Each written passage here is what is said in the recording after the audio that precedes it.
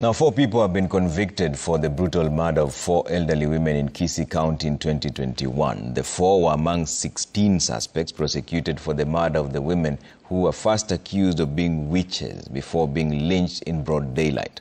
Among the convicts are a father and his son. Brenda Wanga reports on the long search for justice for the families of the deceased.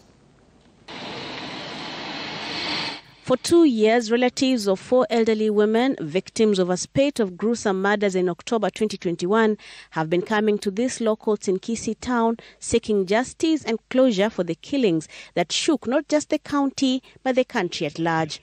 And now, that long, painful journey has come to an end.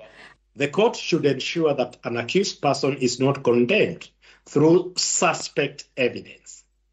The prosecution has to prove their case to the required standards of a criminal case that is beyond any reasonable doubt. Out of the 16 suspects who were taken through the judicial process, 4 have been found guilty of the heinous acts that left these families traumatized. The judge, in his ruling, recounting evidence placed before him that told of the viciousness of the crimes by the accused. Rahel Sigara Onkware passed away at the age of 93 years. Despite her advanced age, her death was anything but peaceful. She met a brutal and horrific end at the hands of her fellow villagers who accused her of being a witch. Her 2 sons hit him and he fell. They took the old lady from him.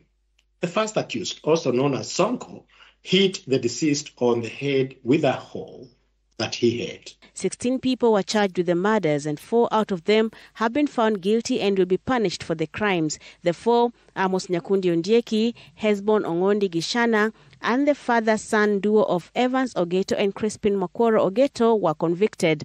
The families of the deceased women welcoming the verdict. Hii ushahidi tulikuja kutoa hapa, aswa mimi nilitoa juu ya vile waliua mama yangu.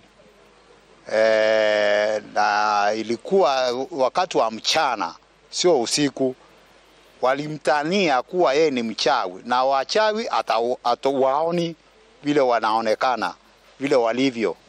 Sasa kitu hii, huyu chaji mkuu hapa Kisii vile ameamua yeye mwenyewe, tutafuatilia hiyo, tutafuata hiyo. Tena tunashukuru kwa vile amefanya hivyo. The judge, however, ruled that the evidence produced in court could not link the other 12 accused to the murders of Sindenge Mayaka, Rahel Sigara, Agnes Mora, and Jemima Nyangate. The community, however, says the 12 should integrate well when they are set free. Wasia wangu kwa vijana huku nje na watu wazima ni kuwaomba tuwe na utu. Hata ukipata mtu anavamiwa, fuatilia ujue ukweli kwanza, na hata ukijua ukweli usimdunge kidole. Maana unaweza pata unaingilia mambo ambayo hayakuhusu na uje ukajipata matatani, kama vile wenzetu wanaweza wakahukumiwa, baadhi yao ambao wamepatikana na makosa waende kizimbani. A week after the brutal murders of the 4, the then governor of Kisii, James Ongwae, formed a 14-member task force with the aim of unraveling the mystery behind the alleged cases of witchcraft, which had resulted in the loss of many lives over years in the county. The task force was meant to look into the extent of the belief in witchcraft, causes of the extrajudicial killings, security of the elderly people, and the challenges facing the young people, more so the youth, who got involved in these killings. To date, the findings of the task force have not been made public. The case will be mentioned on January 22, 2025 for a pre-sentence report. Brenda Wanga, Citizen TV.